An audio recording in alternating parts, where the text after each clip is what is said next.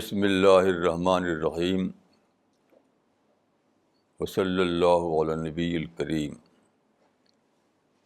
رب اشرح لی صدری ویسر لی امری واحلل عقدۃ من لسانی یفقہوا قولی۔ آج ستمبر 2012 کی دوسری تاریخ ہے۔ آج کے لیے جو ٹاپک ہے وہ ہے دا سیکرٹ آف ڈیوائن وژڈم،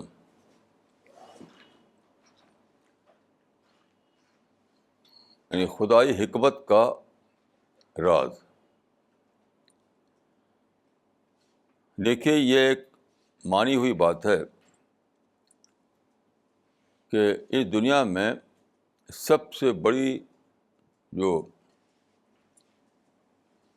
بڑا asset جو کسی کے لیے ہے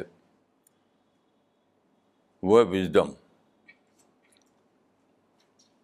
کوئی بھی کام ہو، چھوٹا ہو یا بڑا،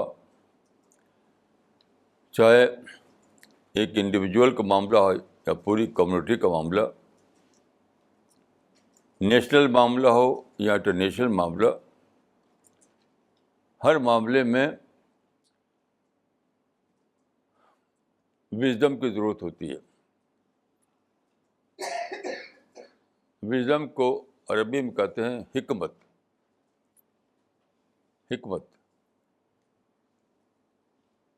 تو وژڈم ہے تو سکسیس ہے، اور وژڈم نہیں تو سکسیس نہیں۔ تو سوال یہ ہے کہ وژڈم کیسے ملتی ہے کسی کو؟ اس پر اس وقت انشاءاللہ گفتگو ہوگی۔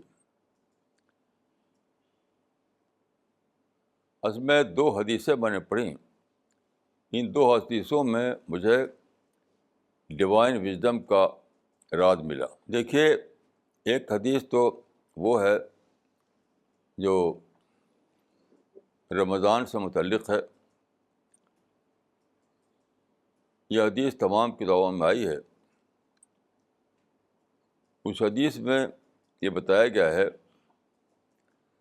کہ رمضان کے مہینے میں رسول اللہ صلی اللہ علیہ وسلم مسجد میں تھے اور آپ باہر آئے، مسجد کے باہر، اور پھر واپس لوٹ گئے۔ یہ ایک انوکھی بات تھی کہ آپ آئے باہر اور پھر واپس لوٹ گئے۔ یہ مدینہ کا واقعہ ہے۔ آپ نے فرمایا کہ مجھے شب قدر کا علم دیا گیا تھا۔ شب قدر کب ہے اس کا علم دیا گیا تھا، تو میں نے چاہا کہ تم لوگوں کو بتا دوں۔ تو پھر کیا ہوا کہ مدینے میں 2 مسلمان آپس میں لڑ گئے اسی وقت۔ لڑنے کے معنی یہ نہیں کہ تلوار چلائی، تکرار، آپس میں بحث مباحثہ، غصہ، تو وہ علم اٹھا لیا گیا۔ حدیث کے الفاظ یہ ہیں کہ خرجت لأخبرکم بلیلۃ القدر فاطلعها رجلان من المسلمین فرفعت۔ میں نکلا کہ تم لوگوں کو شب قدر کا علم دے دوں، مگر عین اسی وقت مدینے کے 2 مسلمان آپس میں لڑ گئے، تو وہ علم اٹھا لیا گیا۔ یہ حدیث بہت عجیب و غریب حدیث ہے، اگرچہ شرحوں میں کوئی اس میں بات ملتی نہیں گہری، کیونکہ دیکھیے، چاہے قرآن کی تفسیر ہو یا حدیثوں کی شرح ہو، ایک طریقہ چلا رہا وہ یہ کہ لفظوں سے جو نکل رہا ہے بس اسی حد تک لوگ سمجھتے ہیں اس کا مطلب۔ حالانکہ قرآن و حدیث دونوں کے بارے میں یہ آیا ہے کہ لکل آیت منہا ظاہر و بطن، یعنی ایک مطلب اس کا ایک لٹرل میننگ اس کی ہوتی ہے، لیکن اسی کے ساتھ اس کی ایک جنرل میننگ بھی ہوتی ہے، ایک پرٹیکولر میننگ ہوتی ہے، اسی کے ساتھ اس کا ایک جنرل اپلیکیشن بھی ہوتا ہے۔ تو دیکھیے یہ حدیث میں بظاہر شب قدر کی بات کہی گئی ہے، لیکن اس کے اندر ایک یونیورسل پرنسپل بتایا گیا ہے۔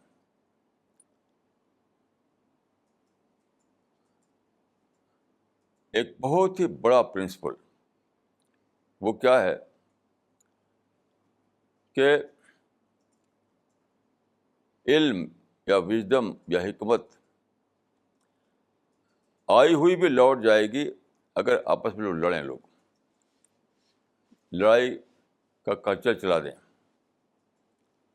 یعنی فائٹنگ کلچر جو ہے وہ علم کو یا وژڈم کو ختم کر دیتا ہے۔ اس میں کیا نکلا اس سے؟ کیا یہ ایک حقیقت ہے کہ وژڈم اللہ کی طرف سے آتی ہے۔ حدیث میں آیا ہے کہ تم میں سے ہر شخص بے علم ہے اللہ کہ اس کو اللہ علم دے۔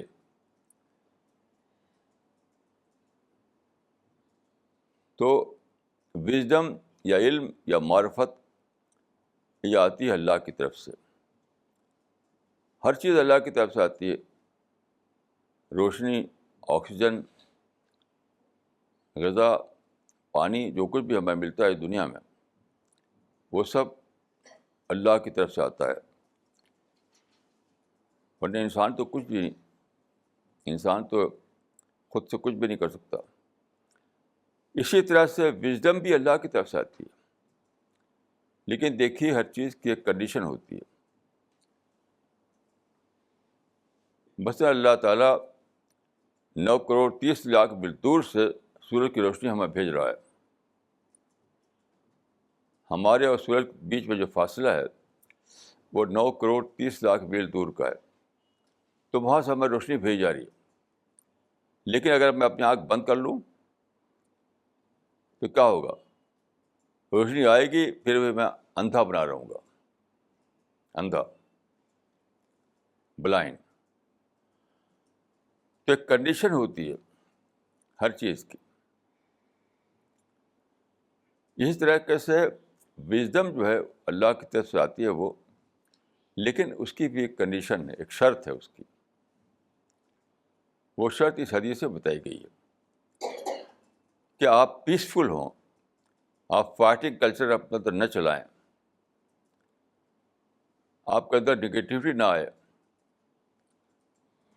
غصہ اور نفرت اور انتقام، اس قسم کی سائیکالوجی سے آپ پاک ہوں، تب وژڈم ملے گی، نہیں تو نہیں ملے گی۔ اب اسی میں آپ ایک اور حدیث کو ملا لیجیے۔ ایک حدیث ہے کہ اتقوا فراست المومن فإنه ينظر بنور اللہ،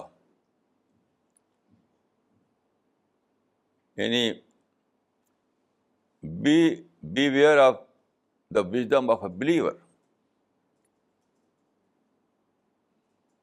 ہی sees in the light of God. مومن کی فراست سے بچو، کیونکہ وہ اللہ کی روشنی سے دیکھتا ہے۔ تو یہاں جو چیز لفظ مومن بتائی گئی ہے، وہاں وہی چیز کے لیے دوسرے لفظ آئے ہیں۔ یعنی مومن کون ہے؟ مومن وہ نہیں ہے جو بس زبان سے کہہ دے لا الہ الا اللہ بس ہو گیا، نہیں نہیں، دونوں حدیثوں کو ملا کر غور کیجیے۔ مومن وہ ہے جو اللہ میں جینے والا ہو، جو پازیٹیو تھنکنگ جس کے اندر ہو، جو نفرت و غصے سے پاک ہو، لڑائی جھگڑا نہ کرے، جس کے درمیان فائٹنگ کلچر نہ ہو، جو وائلنس کے بجائے پیس میں جیتا ہو۔ یہ سب جس کے اندر ہو وہی مومن ہے, وہی بلیور ہے. تو اس کے اندر وژڈم گرو کرے گی, گرو کرے گی. اس کے اندر وژڈم یعنی ڈیوائن لائٹ کے لیے وہ ریسیپینٹ بن جائے گا. یہ حدیث جو ہے ہم کو سیکرٹ آف وژڈم بتاتی ہے, اور یہ بہت ہی آپ سوچیں تو اس کو سمجھ سکتے ہیں آپ. دیکھیے ہوتا کیا ہے, جب تک آپ نارمل ہوں تب تک آپ مائنڈ ٹھیک سے کام کرتا ہے. اگر پازیٹیو ہوں, آپ نارمل ہوں, معتدل ہوں, تو آپ کا مائنڈ کے اندر بہت کیپیسٹی ہے. لیکن مائنڈ تبھی کام کرتا ہے ٹھیک سے جب کہ یہ سب باتیں ہوں آپ کے اندر. جیسے ہی آپ کے اندر غصہ آیا, نفرت آئی, انتقام آیا, وائلنس آیا, فائٹنگ کلچر میں پڑ گئے آپ, جیسے ہی یہ باتیں آئیں تو کیا ہوتا ہے, مائنڈ کا پروسیس اسٹاپ ہو جاتا ہے. یعنی بہت قیمتی مائنڈ آپ کو ملا ہوا ہے, لیکن وہ ورک نہیں کرے گا. پھر وہ جیسے میں آنکھ بند کر لوں تو روشنی مجھے نہیں ملے گی, یہ معاملہ ہوتا ہے. تو کتنی بڑی وژڈم یہ ہے. اب میں آپ کو انڈیویجول اور گروپ دونوں کے اعتبار سے اگزامپل دیتا ہوں. ایک بڑے شہر میں, جس کو میٹروپولیٹن سٹی کہا جاتا ہے, وہاں ایک صاحب ہیں. تو وہاں ایک آرگنائزیشن ہے جو کئی اسکول چلاتی ہے. تو ایک اسکول میں وہ پرنسپل تھے. کیا انہوں نے کہ وہ مینجمنٹ سے انہوں نے جھگڑا کر لیا. جھگڑا اتنا بڑا کہ یہ چلے گئے کورٹ میں چلے گئے. یعنی لڑائی جھگڑا کیا, پھر کورٹ تک معاملہ پہنچا دیا. تو ان لوگوں نے ان کو نکال دیا, پرنسپل پولیس سے ہٹا دیا. اب دونوں میں معاملہ یعنی عدالت میں چلنے لگا. اسی درمیان میری ملاقات ان سے ہوئی. میں نے بہت سخت ہیمرنگ ان کی بہت زیادہ ہیمرنگ کی. میں نے کہا ابھی آج ہی جا کر کے آپ مینجمنٹ سے معافی مانگیے, آج ہی جا کر کے آپ کورٹ سے کیس اٹھا لیجیے, مینجمنٹ سے معافی مانگ لیے. پھر میں نے کہا کہ دیکھیے آپ کے پاس ماسٹر ڈگری ہے, آپ ڈاکٹریٹ کیجیے. اس کو بھول جائے کہ مینجمنٹ آپ کو دوبارہ پرنسپلی دیتا ہے کہ نہیں دیتا ہے. آپ اسی پرنسپل مت مانگیے, معافی مانگیے, بس معافی مانگے, کورس سے ہٹا لیجیے وہ, اور آپ اپنی ایجوکیشن کو اور پورا کیجیے, ڈاکٹریٹ ڈگری حاصل کیجیے. تو خیر وہ نوجوان آدمی تھے, میں ظاہر ہے کہ ان کے لیے باپ سے بھی زیادہ بڑی عمر کا تھا, تو بات مان گئے وہ, اور واقعتاً جا کر انہوں نے مینجمنٹ سے معافی مانگی, کورٹ سے کیس ہٹا لیا, اور اس کے بعد پڑھنے لگے وہ.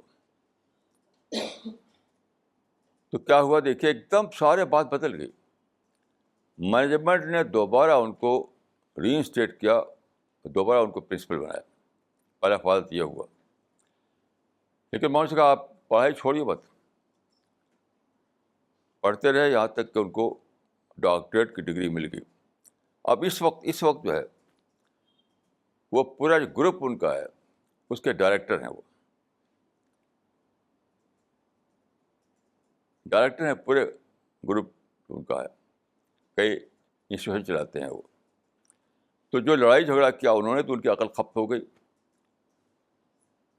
اب کیا ہے, مقدمہ بازی کرنا ہے ان کے خلاف، یعنی بدنام کرنا ہے ان کو، ہر وقت ان کے پروپیگنڈا کرنا ہے ان کے خلاف.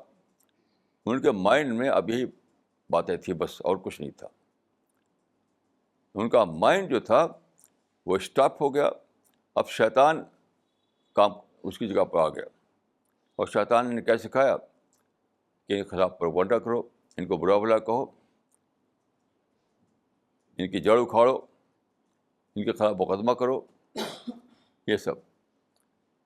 لیکن جیسے ہی انہوں نے اپنے مائنڈ کو پازیٹیو بنایا تو باتیں سمجھ میں آنے لگی ان کے کہ جھگڑے سے کوئی فائدہ نہیں ہے. اب مائنڈ کی ونڈو کھل گئی، مائنڈ کا دروازہ کھل گیا. تو پہلے دوبارہ بطور پرنسپل کے ری انسٹیٹ کیے گئے وہ، پھر ان کو ڈگری حاصل کی انہوں نے. اب وہ ڈائریکٹر بنے ہوئے، پہلے کے مقابلے میں کئی گنا زیادہ ان کو سیلری ملتی ہے، عزت بھی ملی ہوئی ہے. اس سے آپ سمجھ سکتے ہیں ایک سچا واقعہ ہے بالکل. اس سے آپ سمجھ سکتے ہیں کہ یہ جو حدیث میں ہے کہ لڑائی جھگڑا آیا تو علم اٹھا لیا گیا، حکمت اٹھا لی گئی، وژڈم اٹھا لی گئی. ایسا کیسے ہوتا ہے؟ کیونکہ دماغ کام نہیں کرتا، دماغ کا جو پروسیس رک جاتا ہے. وہ ایسے ایک صاحب مجھے ملے، وہ غالباً بستی کے تھے، میرے پاس آئے، وہ بڑے غصے میں تھے. انہوں نے ایک آدمی کے ساتھ ایک بزنس کیا تھا چھوٹا سا، تو اس آدمی کو موقع ملا، اس نے ان کا پیسہ مار لیا، اور بزنس میں جو پیسہ لگا ہوا تھا وہ مار لیا، اور ان کو بالکل پینی لیس بنا دیا. اس کی لمبی تفصیل ہے، میں تفصیل نہیں جا رہا ہوں. اب انہوں نے طے کیا کہ میں اس کو قتل کروں گا. اتنا غصہ تھا ان کو کہ پہلے تو ان کا دوست تھا، لیکن اب وہ دشمن ہو گیا ان کا. وہی زمانے مجھ سے ملاقات ہوئی، تو غصے میں انہوں نے کہا کہ مجھے تو اسے انتقام لینا ہے. تو میں نے ان سے کہا صرف ایک بات، میں نے کہا کہ دیکھیے اس دنیا کا قانون یہ ہے کہ انتقام کا بھی انتقام لیا جاتا ہے. انتقام کا بھی انتقام لیا جاتا ہے. تو آپ کیا کریں گے؟ آپ اس کو ماریں گے، ان کے بیٹے پھر آپ کو ماریں گے. تو میں نے کہا کہ انتقام لینے سے پہلے سوچ لیجیے کہ انتقام کا بھی انتقام لیا جائے گا. تو میں نے اچھی طرح ان کو سمجھائی یہ بات، تو ان کے مائنڈ میں بیٹھ گئی. تو پھر ٹھنڈے ہوئے. ان کا اب میں کیا کروں؟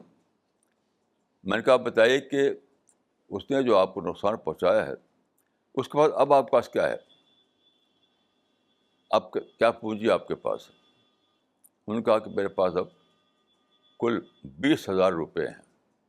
میں نے کہا ٹھیک ہے، بس آپ اس کو بھلا دیجیے، اس کو مائنڈ سے نکال دیجیے. اسی 20,000 روپے سے آپ کوئی بھی کام شروع کر دیجیے، جو بھی کام آپ کے لیے پاسبل ہو.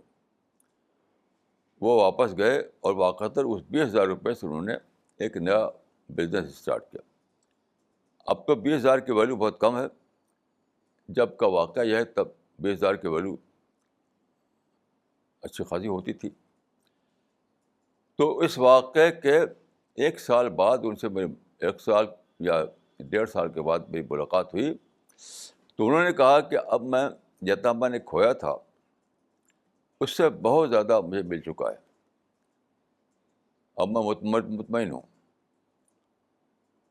اس میں آپ دیکھیے، جب ان کے ذہن میں آ گئی تھی لڑائی بھڑائی، غصہ اور انتقام، نیگیٹو تھنکنگ، تو ان کی عقل خپت ہو گئی تھی. عقل جو ہے، عقل میں جو پروسیس، جو تھنکنگ پروسیس، وہ اسٹاپ ہو گیا تھا. لیکن جب انہوں نے اپنے ذہن کو بدلا، پازیٹیو بنایا، تو ذہن دوسرے ڈھنگ سے سوچنے لگا. ذہن نے بہت ہی صحیح رائٹ راستے پر ڈالا ان کو، اور پھر وہ کامیاب ہو گئے. یہ تو تھی انڈیویجول کی مثال. اب آپ گروپ کی مثال لیجیے. گروپ کی مثال اسلام کی تاریخ سے آپ دیکھیے. رسول اللہ نے 610 عیسوی میں مکہ میں اپنے مشن کا آغاز کیا. تو وہ زمانہ تھا، وہ ٹرائبل ایج تھا. آپ جانتے ہیں کہ ٹرائبل ایج میں قبائل جو تھے، قبیلے، ان کا کام سے کہا لڑنا بھڑنا لڑنا بھڑنا، یہ ان کا کلچر تھا. لڑنا ہی ان کا کلچر تھا. اسی قبائل ہی میں سے نکل کے صحابہ بھی آئے تھے. تو رسول اللہ صلی اللہ علیہ وسلم نے یہ کوشش کی کہ کسی طریقے سے ان سے ایک ایک وہ ہو جائے، پیس ٹریٹی ہو جائے، کہ ہم لڑائی بھڑائی نہیں کریں گے، ہم دونوں فریق امن کے ساتھ رہیں گے. بہت مشکل سے تقریباً 20 سال لگ گئے اس کو، کیونکہ وہ زمانہ تھا، ٹرائبل ایج تھا، لڑنا بھڑنا یہ کام تھا ان کا. 50 سال 100 سال تک لڑتے رہتے تھے ایک ایک قصے پر. مکے میں بھی لڑائی تھی، مدینے میں لڑائی تھی، سارے عرب لڑائی تھی. وہ دور تھا لڑائی کا. تو رسول اللہ صلی اللہ علیہ وسلم کو بہت دنوں کے بعد یہ موقع ملا کہ آپ صلح حدیبیہ کریں. آپ صلح حدیبیہ کا پیس ٹریٹی تھا. وہ ایک طرف رسول اللہ تھے، دوسری طرف قریش کے قبائل تھے. تو وہ راضی نہیں ہوتے تھے پیس پر کسی قیمت پر. رسول اللہ کو کیا کرنا پڑا، ان کی ساری کنڈیشن کو یونیلیٹرلی ماننا پڑا. جس کی آخری حد یہ تھی، آخری حد کہ پیپر پر معاہدہ لکھا گیا، اس کی کنڈیشن لکھی گئی، جو وہ کہتے گئے. یعنی اس معاہدے کو ڈکٹیٹ کیا تھا فریق ثانی نے، رسول اللہ نے ڈکٹیٹ کیا. ان کے ڈکٹیشن کے مطابق معاہدہ تیار ہوا. تو اس میں یہ لفظ لکھا گیا تھا کہ محمد رسول اللہ، یعنی ایک فریق اس کے ہیں محمد رسول اللہ.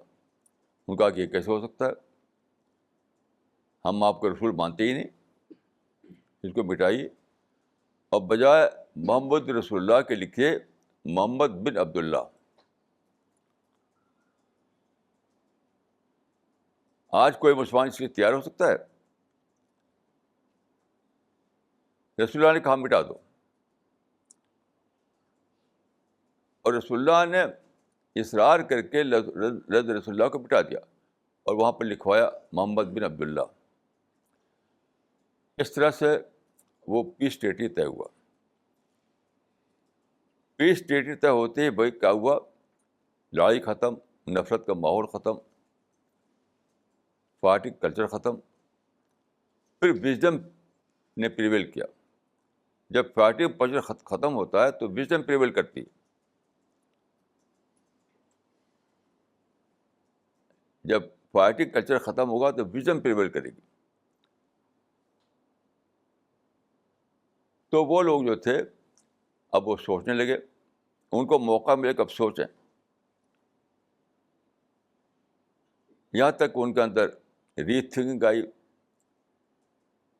جو لوگ تھے جو تشدد، نفرت اور نگیٹیوٹی کو سوچ نہیں پاتے تھے، جب ایک طرفہ طور پر رسول اللہ نے اس ماحول کو ختم کر دیا تو ان کے اندر کیا ہوا، ری تھنکنگ آئی، ری اسسمنٹ آیا، سیکنڈ تھاٹ جو کہتے ہیں وہ آیا. یہاں تک کہ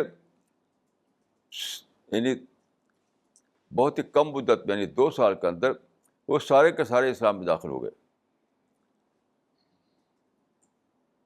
یعنی جب تک وہاں پر فائٹنگ کلچر چل رہی تھی تب تک لوگوں کی عقلیں کام نہیں کرتی تھی. لیکن جب فائٹنگ کلچر ختم کیا رسول اللہ صلی اللہ علیہ وسلم نے تو وژڈم نے پریویل کیا. اب لگے سوچنے لوگ، اور پھر وہاں پر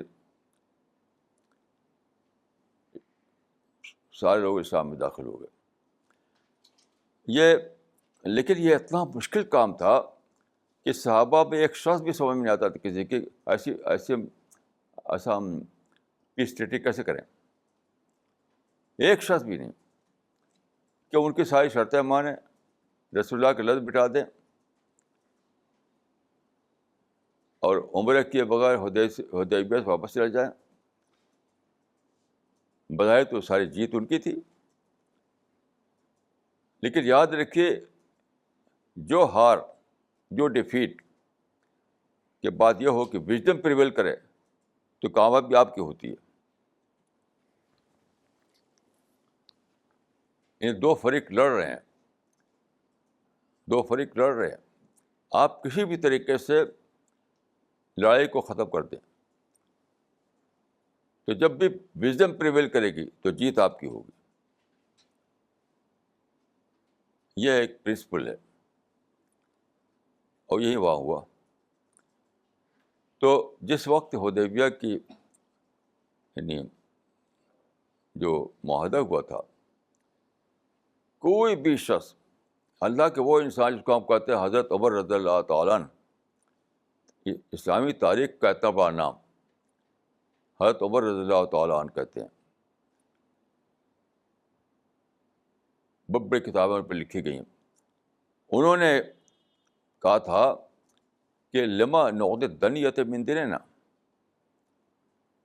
یہ تو ایک ہیوملیٹنگ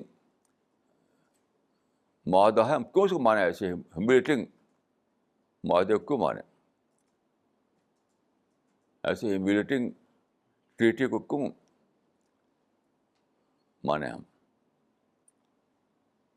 حالانکہ قرآن میں اسی کے بارے میں آیا کہ وہ انا فتحنا لک فتحا مبینا, اس میں بھی دیکھیے راز یہی ہے. سوچیے اس بات کو کہ جب یہ حدیبیہ ٹریٹی فائنلائز ہوئی تھی, اس کے فوراً بعد یہ آیت اتری تھی کہ جس حدیبیہ ٹریٹی کو حضرت عمر جیسا آدمی اور سارے ہی صحابہ سمجھتے تھے کہ یہ ایک ذلت آمیز معاہدہ ہے, ہیوملیٹنگ یہ معاہدہ ہے, اس کے بارے میں قرآن میں اترا کہ انا فتحنا لک فتحا مبینا, اب تو فتح تمہاری ہے. اس میں ایک لا آف نیچر بتایا گیا تھا, اس آیت میں ایک لا آف نیچر بتایا گیا تھا. بہت گہری بات کہ اب تمہارے فریق ثانی کے درمیان فائٹنگ کلچر ختم ہو گیا, تو کیا ہوگا اس کے بعد؟ اب وژڈم پریویل کرے گی, اور جب وژڈم پریویل کرے گی تو جس کے پاس زیادہ بیٹر آئیڈیالوجی ہے اس کی جیت ہوگی. فریق ثانی کے پاس کوئی آئیڈیالوجی نہیں تھی, ان کے پاس تو پتھر کے بتوں کو پوچھتے تھے, وہ کوئی آئیڈیالوجی نہیں تھی. اور رسول اللہ کے پاس آئیڈیالوجی تھی, آئیڈیالوجی آف توحید. تو انا فتحنا لک فتحا مبینا کا مطلب یہ ہے, اس کا ترجمہ یہ ہے کہ ہم نے دے دیا تم کو کلیئر فتح, کلیئر وکٹری. تو کلیئر وکٹری کیا ہے؟ دیکھیے اس کے اندر ایک چیز بتائی گئی ہے کہ لا آف نیچر کو بتایا گیا. یہ جو کلیئر وکٹری جو ہے یہ لا آف نیچر کو ریفر کر رہی ہے. اب تمہارے اور دوسرا جو فریق ہے اس کے درمیان فائٹنگ کلچر ختم ہو گیا, لڑائی بھائی ختم ہو گئی, پیس قائم ہو گیا. تو اب کیا ہوگا؟ اب وژڈم پریویل کرے گی. وژڈم جب پریویل کرے گی تو لوگ سوچیں گے کیوں لڑ رہے تھے, ہم کس بات کے لڑ رہے تھے. بت پرستی اچھی ہے کہ خدا پرستی اچھی ہے؟ یعنی آئیڈل ورشپ اچھی ہے, آئیڈل ورشپ اچھی ہے کہ یعنی توحید اچھی ہے؟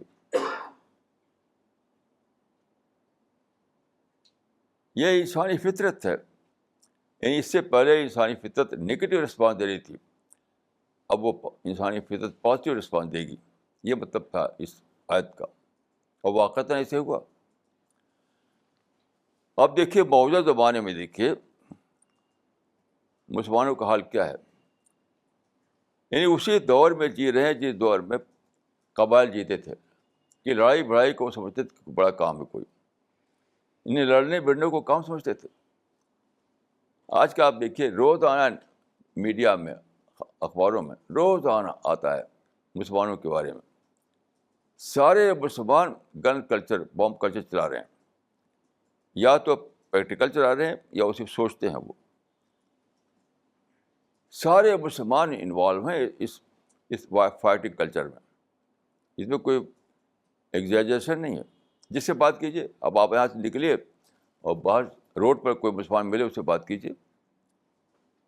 ابھی آپ تجربہ کر کے دیکھ لیجیے, فون کہے گا دیکھو بڑے ظالم ہے امریکہ والے, بڑے ظالم ہے اسرائیل والے, دیکھو یہ کیا, دیکھو وہ کیا. یعنی ہر آدمی کے پاس نگیٹو اسٹوری ہے, ہر آدمی کے مائنڈ میں وائلنس بھرا ہوا ہے. تو کسی کا ہاتھ گن کے ٹریگر پر ہے, کسی کا ہاتھ ٹریگر پر نہیں ہے. کوئی سوسائڈ بامبنگ کرتا ہے, کوئی سوسائڈ بامبرس کی ایڈوکیسی کرتا ہے. جتنے لوگ ہیں کوئی بھی سوسائڈ بامبرس کو کنڈم نہیں کرتا. جتنے لوگ ہیں جو مسلمان جگہ جگہ بم مار رہے ہیں, گن چلا رہے ہیں, کوئی بھی میرے علم میں ایک بھی شخص نہیں جو اوپنلی اس کو کنڈم کرے. اوپنلی اگر کوئی آپ کے نزدیک ہو تو اس کا نام بتائیے. عرب سے عجم تک, ایسٹ سے ویسٹ تک, سب کسی نہ کسی طریقے سے ان کی جسٹیفائی کرتے ہیں, اور برا بھلا کہتے ہیں کہ اس کو, اسرائیل کو, امریکہ کو, RSS کو, BJP کو, ان کو آج کل نکلا ہوا ہے یہ برما والے اور بوڈو لینڈ, یہ سب کسی نہ کسی دوسرے کو الزام دے کر اسی کو برا بھلا کر رہے ہیں. اور مسلمان جو کر رہے ہیں وائلنس, کوئی ایک شخص بھی میرے علم میں نہیں ہے ہمارے اس مشن کے باہر جو ان کو اوپنلی کنڈم کرتا ہو. اس سے کیا ہوا ہے, سارے مسلمانوں کی عقلیں خپت ہو گئی ہیں, عقلیں خپت ہو گئی ہیں. اس کا ثبوت کیا ہے؟ آپ کے پاس ایک ایسی کتاب ہے قرآن, جو گن و بم سے بھی زیادہ پاورفل ہے. آپ اس سے بے خبر ہو گئے ہیں. ابھی میرے پاس ٹیلی فون آیا بمبئی سے, محبوب بھائی کا. محبوب بھائی ماشاء اللہ وہاں پر ٹاپ کے جو لوگ ہیں بامبے میں, ان کو قرآن پہنچا رہے ہیں. وہ رات دن اسی کی پلاننگ میں رہتے ہیں. تو مسلمان تو کہتے کہ بھائی تم ہندو کو دو گے تو وہ تو بےغیرتی کرے گا, اس طرح کی بولی بولتے ہیں. ابھی بتایا انہوں نے کہ وہ ابھی ایک ٹاپ کا ڈاکٹر ہے جو کارڈیولوجسٹ ہے, بہت ہی ٹاپ کا ہندو ڈاکٹر اگروال, اس سے انہوں نے اپائنٹمنٹ لیا. اپائنٹمنٹ میں انہوں نے کہا کہ مجھے کوئی یعنی میں کوئی پیشنٹ نہیں ہوں, مجھے ایک پرسنل کام کے لیے ملنا ہے آپ سے. اس نے فوراً اپائنٹمنٹ دے دیا. جب یہ پہنچے وہاں تو اور پیشنٹ وہاں بیٹھے ہوئے تھے, انتظار کر رہے تھے. سب سے پہلے انہیں کو بلایا اس نے. یہ اندر گئے جہاں وہ بیٹھا ہوا تھا ڈاکٹر. تو انہوں نے اپنے بیگ سے قرآن کا, ہمارے یہاں جو قرآن چھپا ہے انگلش میں, اس کی ایک کاپی نکالی اور اس کو پیش کیا. تو انہوں نے مجھے ٹیلی فون بتایا کہ قرآن دیکھتے ہی وہ کھڑا ہو گیا, کرسی پہ کھڑا ہو گیا. کہا قرآن, آپ کو میں دھنیہ واد کرتا ہوں کہ آپ نے مجھے قرآن دیا, اور آج تک مجھے کسی نے قرآن نہیں دیا تھا. اور جھک کر لیا, جھک کر.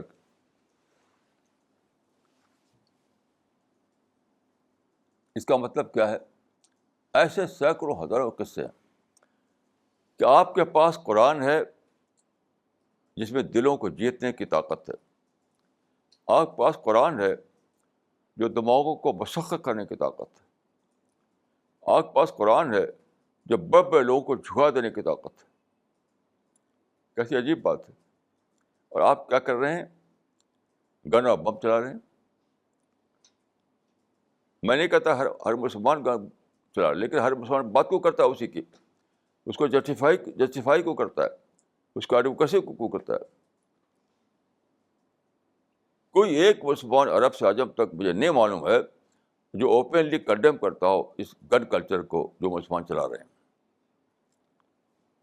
جھوٹی قصے البتہ بتاتے ہیں، دوسروں کو ظالم بتاتے ہیں، بالکل جھوٹے قصے.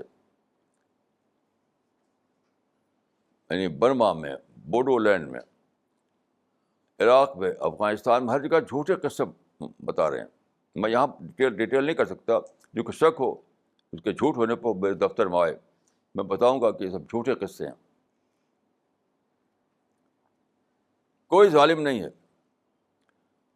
اصل مسئلہ ہے کہ مسلمانوں نے عقل کھو دیا ہے. وہی حدیث صادق آتی ہے جو رسول اللہ نے فرمایا تھا کہ مجھے اللہ نے علم اتارا تھا، علم، ایک بہت بڑا علم. میں جب باہر آیا وہ علم تم کو بتاؤں تو دو مسلمان آپس میں لڑنے لگے تو وہ علم اٹھا لیا گیا. تو مسلمانوں کے گن کلچر نے عقل اٹھا لی ہے، ان سے عقل سے محروم کر دیا ہے. ٹھنڈے طریقے سے سوچ نہیں پاتے وہ. ورنہ اگر وہ سوچ پائیں، عقل کام کرے ان کی، تو کہیں کہ سارے گن کو پھینکو دریا میں، سارے گن کو پھینکو سمندر میں، اور چلو قرآن ہم دنیا کو پیش کرتے ہیں. سب نکل پڑے قرآن کو لے کر کے. صحابہ نے قرآن کو پھیلایا تھا جب کہ پرنٹنگ پریس کا زمانہ نہیں آیا تھا. ان کو میمورائز کرنا پڑتا تھا اور منہ سے بولنا پڑتا تھا اور خود جانا پڑتا تھا تب، کیونکہ آپ کو جب منہ سے سنانا ہے کسی کو تو آپ کو جانا پڑے گا. ابھی میں سوچ رہا تھا کہ میں بول رہا ہوں اور میری آواز امریکہ میں سن رہے ہیں لوگ. کیسی عجیب زمانہ ہے، کیسا عجیب زمانہ ہے. صحابہ کو کام کرنا پڑا تھا کہ سنانے والے اور سننے والے دونوں پاس پاس موجود ہوں، تب بات پہنچے گی. اس کو غور کیجیے کہ سنانے والا اور سننے والا دونوں پاس پاس موجود ہوں. آج کیا ہے؟ اس کی ضرورت نہیں ہے. اور پہلے صرف منہ سے بول سکتے تھے آپ، اب کی تو چھپی ہوئی ہے. قرآن کے چھپے ہوئے نسخے آپ ساری دنیا میں پھیلائی. ماڈرن ٹیکنیک کو استعمال کر کے آپ کی آواز ساری دنیا میں پہنچائیے. اور پھر قرآن کے ذریعے لوگوں کو، یعنی قرآن تو لوگوں کی فطرت کی آواز ہے، فطرت کی آواز.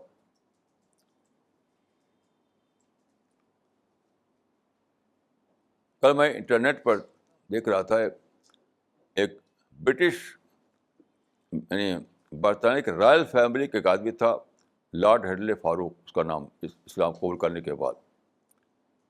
رائل فیملی کا ایک آدمی تھا وہ. اس کو اسلام پہنچا، قرآن پڑھا اس نے، اس کا دل، اس کو مائنڈ ایڈریس ہو گیا، اس نے اسلام قبول کر لیا. ایسے ہزاروں ہزار، لاکھوں لاکھ کیسز ہیں، آپ جانتے ہیں.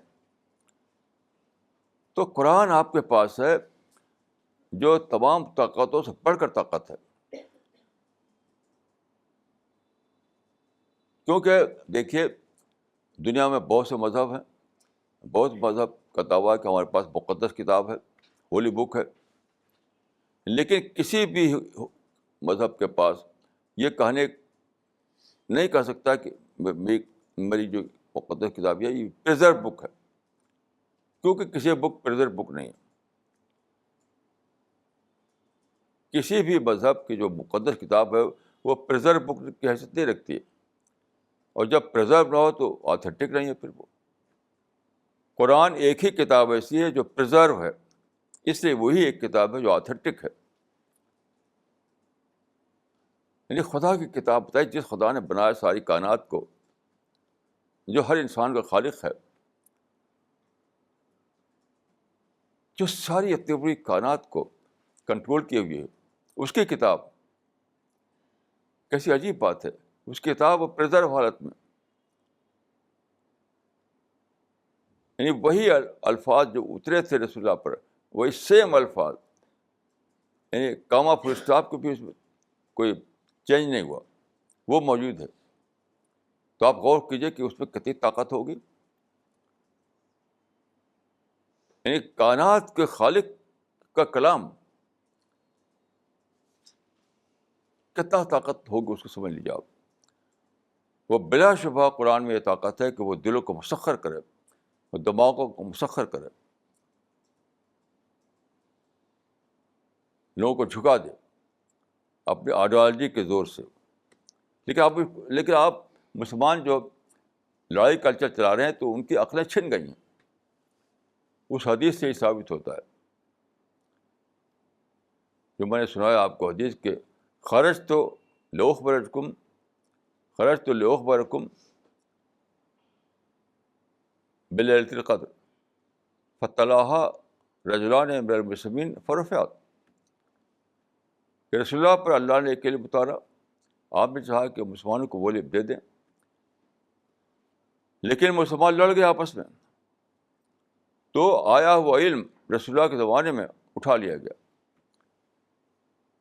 تو اس زمانے میں جو مسلمان لڑ رہے ہیں آپس میں جگہ جگہ، یہ بلا شبہ یہ جہاد نہیں ہے، بے شبہ یہ اسلام نہیں ہے.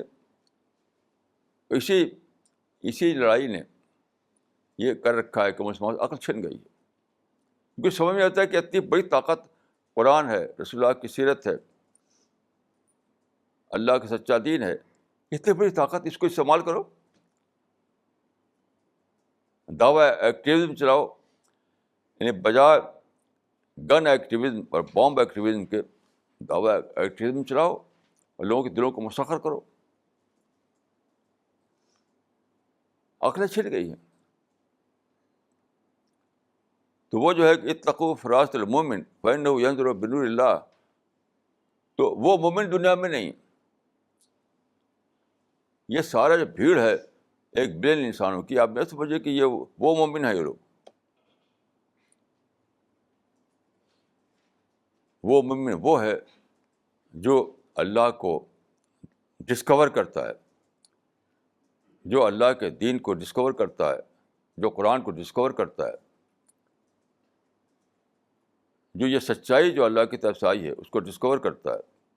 اس ڈسکوری پہ کھڑا ہوتا ہے وہ، تو اس کے اندر ایک نئی شخصیت ایمرج کرتی ہے. اس کے اندر سے نگیٹیوٹی ختم ہو جاتی ہے، وہ غصہ ختم ہو جاتا ہے، انتقام ختم ہو جاتا ہے، وائلنس ختم ہو جاتا ہے، انٹالرنس ختم ہو جاتا ہے، اور پھر وہ انسان کا خیرخواہ بن جاتا ہے. حقائق اس کو دکھائی دینے لگتے ہیں، سارے وژڈم کے دروازے کھل جاتے ہیں اس کے لیے. وہ مومن، ایسے مومن کا کوئی وجود نہیں. یہ بھیڑ ہے 1 بلین انسانوں کی، کیونکہ لڑ رہے ہیں یا لڑائی کی باتیں کر رہے ہیں.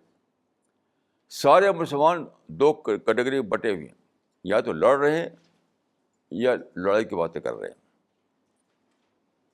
اس کی وجہ سے عقل چھن گئی ہے، ان سے وژڈم چھن گئی ہے. اور بجائے اس کے کہ وہ خدا کی طرف سے آئی ہوئی اتنی بڑی چیز کو استعمال کریں، جھوٹے گن اور جھوٹے بام میں پھنسے ہوئے ہیں.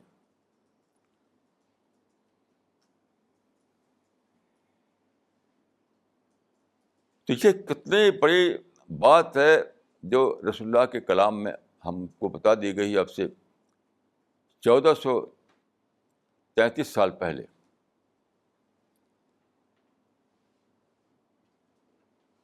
کیسی عجیب بات ہے، اور آج بھی لوگ بے خبر ہیں. آج کل میں وہاں امریکہ گیا تو وہاں ایک انٹرنیٹ پر اختراع رکھا لوگوں نے، عربی پڑھو.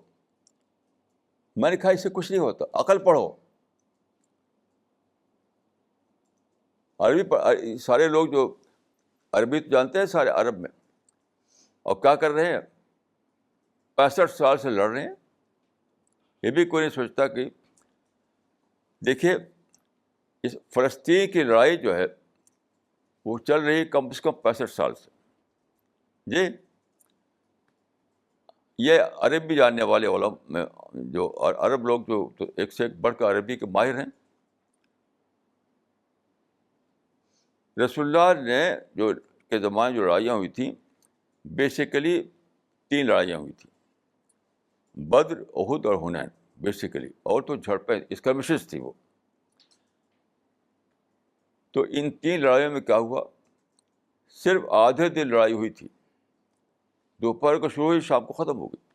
آپ کتابوں میں پڑھ لیجیے, آپ کتابوں میں پڑھ لیجیے کہ یہ تینوں لڑائیاں آدھے آدھے دن ہوئی تھیں.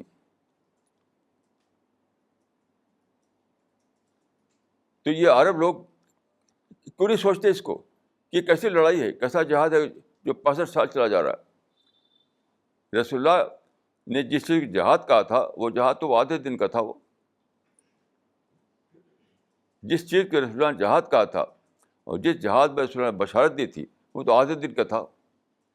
یہ تو ہمارا جہاد نہیں ہے, یہ تو جھوٹی لڑائی ہے. یہ جہاد ہوتا تو وہ بھی آدھے دن میں فیصلہ ہو جاتا. یعنی کتنا زیادہ سوچنے کی بات ہے.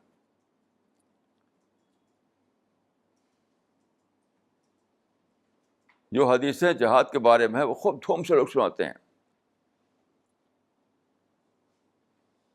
تو سناتے ہیں حدیثیں جہاد والی.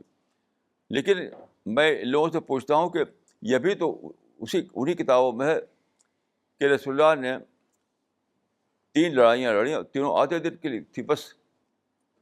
تو کون سا توڑا جہاد ہے جو 65 سال چلا جا رہا آج تک ختم نہیں ہوا, اور تباہی تباہی تباہی تباہی. یعنی 65 سال کے اندر عربوں نے فلسطین میں سب کچھ کھو دیا. رسول اللہ نے آدھے دن کی لڑائی میں جیت حاصل کی تھی, اور تم نے 65 سال کی لڑائی میں صرف ہار پا رہے ہو. اس معنی کیا ہے, خدا تمہارے جہاد کو ڈس اون کر رہا ہے. تمہاری اس لڑائی کو خدا ڈس اون کر رہا ہے. خدا کہہ رہا ہے کہ تم کو میری بلیسنگ نہیں پہنچے گی.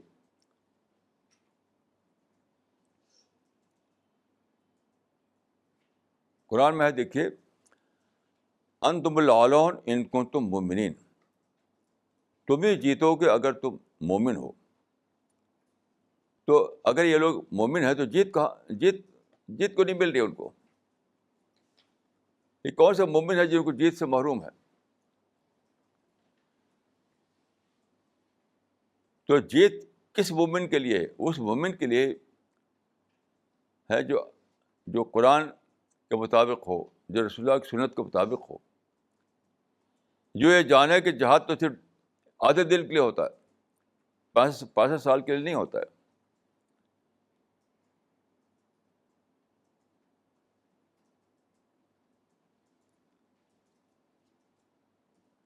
تو ان حدیثوں کی روشنی میں آپ اس کو غور کیجیے کہ معاملہ کیا ہے.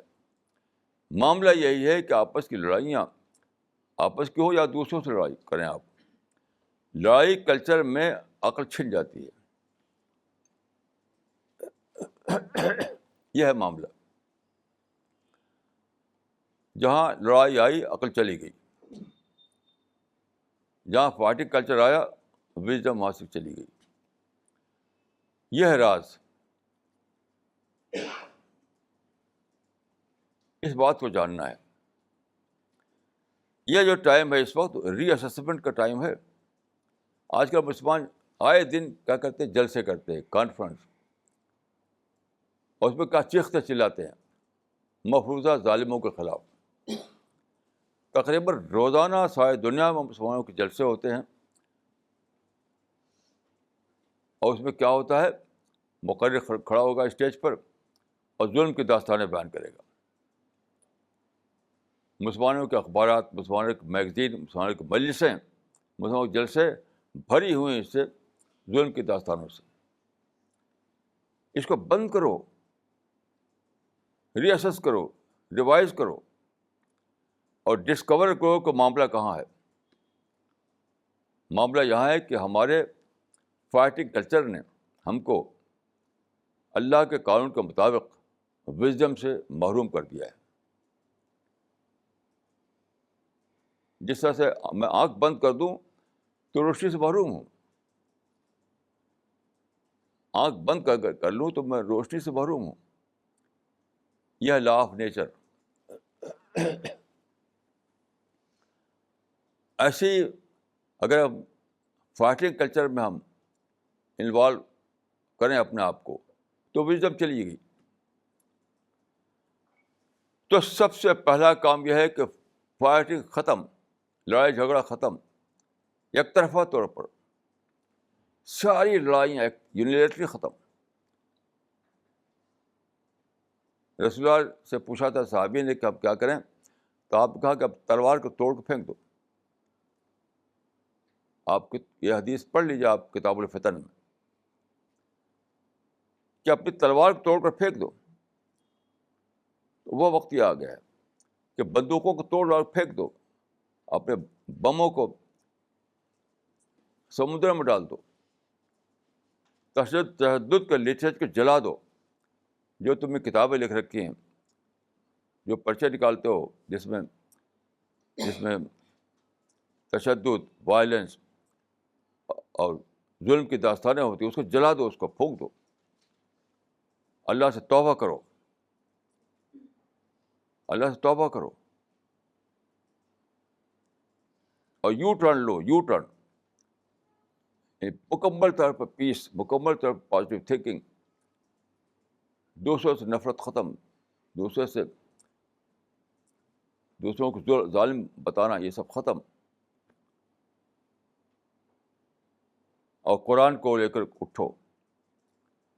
یعنی یہ گن اور بم لے کر اٹھے ہوئے ہیں مسلمان، اس کو ختم کر کے قرآن کو لے کر اٹھیں. تب اللہ کی بیسک ان پر آئے گی، تب ان کے عقل کے دروازے کھلیں گے، تب ان پر وزڈم تک، یعنی وہ وزڈم جو مقدر ہے کسی انسان کے لیے، وہ ان کو حاصل ہوگی.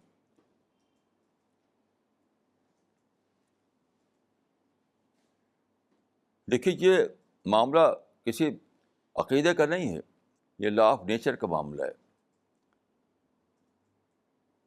یعنی فائٹنگ کلچر کے ختم کرنے سے وزڈم آئے گی. یہ عقیدے کا معاملہ نہیں ہے، یہ عقل کا معاملہ ہے. جس طرح سے آنکھ بند کروں میں تو روشنی سے محروم ہی ہے. تو یہ عقیدے کا معاملہ نہیں ہے، وزڈم کا معاملہ ہے. اگر میں کھانا پینا چھوڑ دوں تو مر جاؤں گا. یہ عقیدے کا معاملہ نہیں ہے، وزڈم کا معاملہ ہے.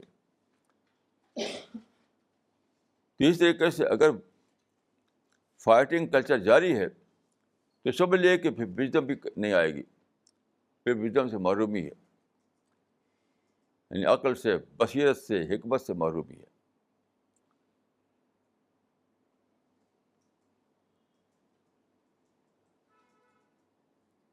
تو اس میں کوئی شک نہیں کہ آخری وقت آ گیا جب کہ ہمارے اندر توبہ پیدا ہو، ریپینٹنس پیدا ہو، ری اسسمنٹ پیدا ہو، اپنی اصلاح کا جذبہ پیدا ہو.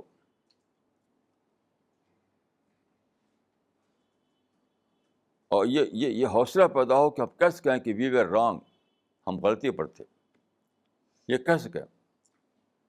دیکھیے جب تک یہ نہ مانیں کہ ہم غلطی پر تھے تب تک کچھ ہونے والا نہیں ہے. چاہے کوئی انڈیویجول ہو، چاہے گروپ ہو، چاہے کمیونٹی ہو، چاہے کوئی نیشن ہو.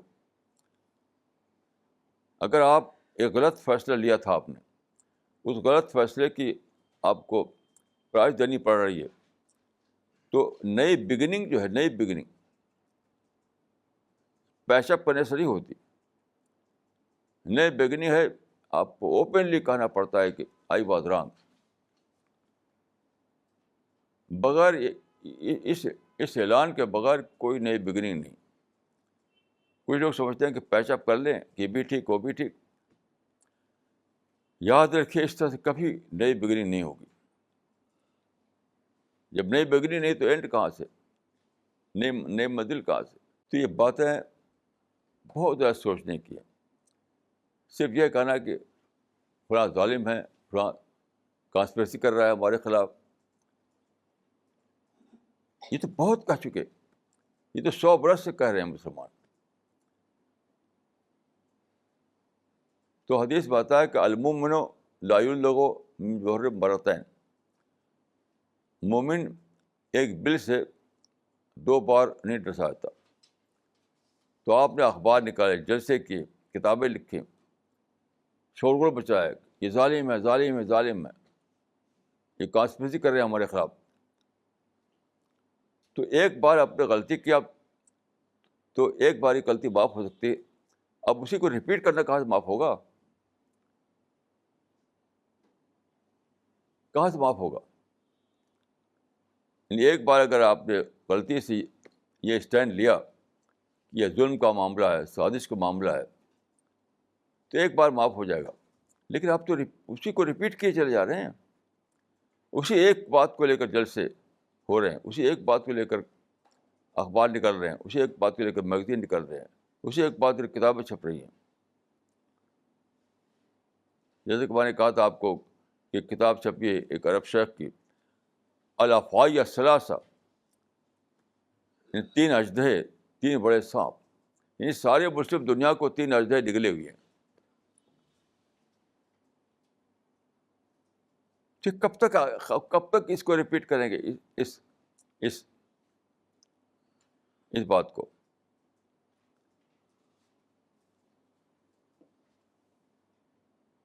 ایک بار ریپیٹ کرنا اگر غلط تھا تو اب تو 1000 بار ریپیٹ ہو چکا. اب تو ہوش میں آنا چاہیے مسلمانوں کو.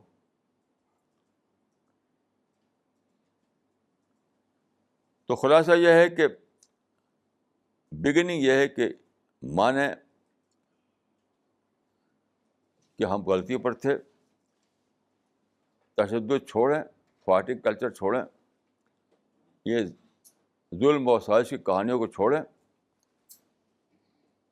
اور پازیٹیو راستہ اختیار کریں, قرآن کو لے کر اٹھیں, اللہ کے سچے دین کی نمائندگی کریں اور یعنی وائلنٹ ایکٹیویٹیز کے بجائے دعویٰ ایکٹیویٹی دنیا میں چلائیں. ابھی تک تشدد کا عمل چل رہا تھا, اب وقت آ گیا ہے کہ دعویٰ ایکٹیویٹی چلایا جا سکے دنیا میں. ایک ہی نشانہ, دوسرا کوئی نشانہ نہیں, کوئی دوسرا نشانہ نہیں. تشدد کا عمل بھی, تشدد کا قول بھی, تشدد کی سوچ بھی, سب کو حرام سمجھ کے چھوڑ دیں. یعنی تشدد کے بعد سوچنا, تشدد کے بعد بولنا, تشدد پر عمل کرنا, تشدد کا مطلب ہے وائلنس, وہ ختم.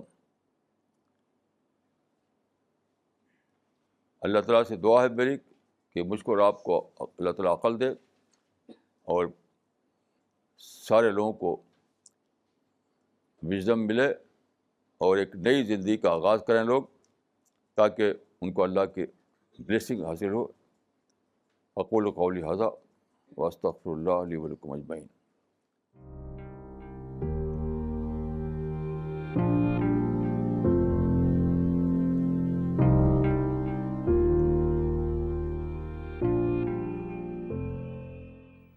مولانا یہ سوال آیا ہے کراچی پاکستان سے مس سامیہ لطیف کا. انہوں نے لکھا ہے کہ قرآن کے چیپٹر نمبر 11 ورس نمبر 6 میں آیا ہے اللہ رزقھا. اس آیت میں رزق سے کون سا رزق مراد ہے, ضرورت والا رزق یا آرام والا رزق؟ آرام والا رزق ہی نہیں ہے, وہ تو شیطانی چیز ہے. اس دنیا میں انسان بھیجا ہی نہیں کہ اسے آرام کرے. وہ آرام کا مزاج تو شیطانی مزاج ہے. رزق کا مطلب یہ ہے یہاں پر کہ اللہ نے دنیا میں بھیجا ہے امتحان کے لیے، تو امتحان کا سامان بھی اللہ کی طرف سے دیا جاتا ہے اس کو. یہ ایسی بات ہے کہ ایک اسٹوڈنٹ کو ایگزامینیشن ہال میں جب بلایا جاتا ہے تو وہاں پر اس کے لیے ٹیبل ہوتا ہے، وہاں پر اس کے لیے کرسی ہوتی ہے، وہاں پر اس کے لیے چپراسی ہوتا ہے. یعنی جو بھی امتحان دینے کے لیے جو چیزیں ضروری ہے وہ سب موجود ہوتا ہے وہاں پر. باقی آرام کرنے کے لیے وہاں کوئی صوفہ سیٹ نہیں رہے گا. تو یہی معاملہ ہے کہ اللہ نے دنیا میں بھیجا انسان کو ٹیسٹ کے لیے. یہ ٹیسٹنگ گراؤنڈ ہے. تو اللہ کے علم کے مطابق ٹیسٹ کے لیے جو چیزیں ضروری تھیں وہ سب دے دیا ہے. باقی تو شیطانی چیزیں ہیں جس کے پیچھے لوگ دوڑ رہے ہیں.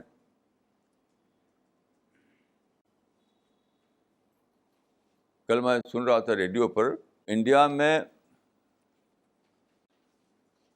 لوگوں کی جو پر کیپیٹا انکم ہے، پر کیپیٹا انکم وہ ہے $1,000 پر ایئر.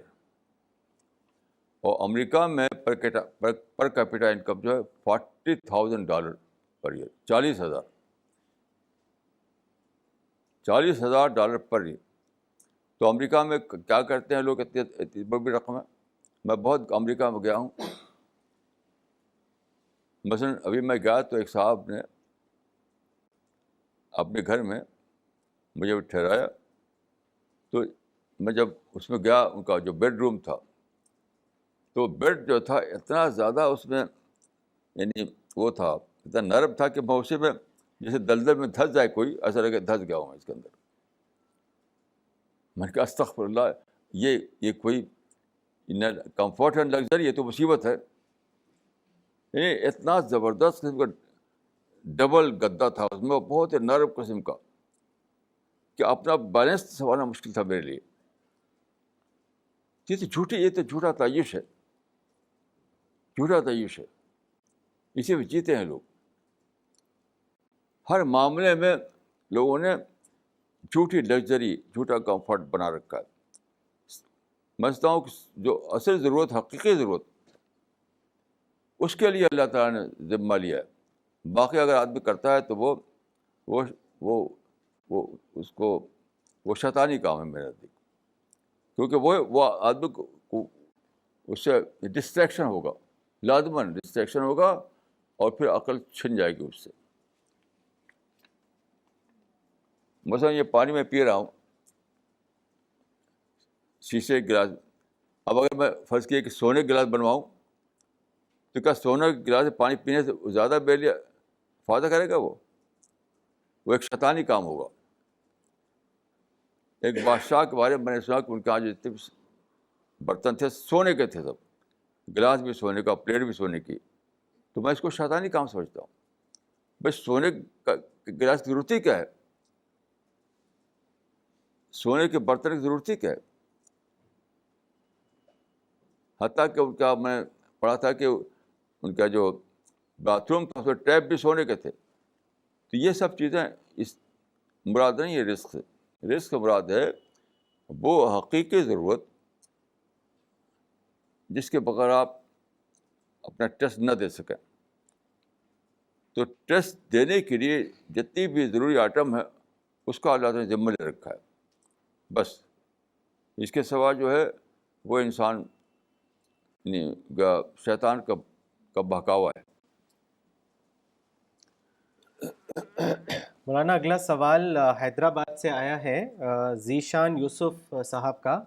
انہوں نے لکھا ہے Some Islamic preachers have engaged themselves nowadays in public debate with non-Islamic scholars. They invite other scholars in Muslim congregation and point out shortcomings in their scriptures. Most of the time, people seem to be clapping and laughing during the session. Do you think it is right way of spreading Islam? Did Prophet Muhammad ever engage himself in debate? How did he hold debate with other non-Islamic religious scholars? دیکھیے دعوت نہیں ہے تو شیطانی کام ہے. یہ کوئی شک نہیں. یہ دعوت نہیں، دعوت تو خیرخواہی کا نام ہے. میں اپنا قصہ بتاتا ہوں آپ کو. ایک صاحب جو اسی قسم کے ایک یعنی جو اپنے کو داعی کہتے ہیں، میرے دیکھو ڈبیٹر ہیں وہ، تو ان کے یہاں بہت دنوں تک رہے وہ. پھر میرے پاس آئے تھے وہ، تو میں نے ان سے پوچھا کہ آپ وہاں بہت دنوں تک رہے ہیں، مجھے یہ بتائیے کہ جب وہ تقریر کرتے ہیں، جب وہ جلسے میں بولتے ہیں، تو وہاں پر تالیاں بجتی ہیں کہ نہیں؟ کہا خوب تالیاں بجتی ہیں، ہم بھی تالیاں بجاتے ہیں. اچھا، پھر میں نے پوچھا کہ رسول اللہ کے زمانے میں صحابہ تھے، رسول اللہ بھی بولتے تھے، تو کیا صحابہ تالیاں بجاتے تھے؟ کہا کہ نہیں. تو میں نے کہا کہ دیکھیے حدیث میں آتا ہے کہ من احدث فی امرنا ھذا ما لیس منہ فہو رد. رسول اللہ کے نمونے کے خلاف جو طریقے ہیں وہ اگر اسلام میں داخل کیے جائیں تو وہ ریجیکٹڈ ہیں، وہ ان کو رد کر دیا جائے گا.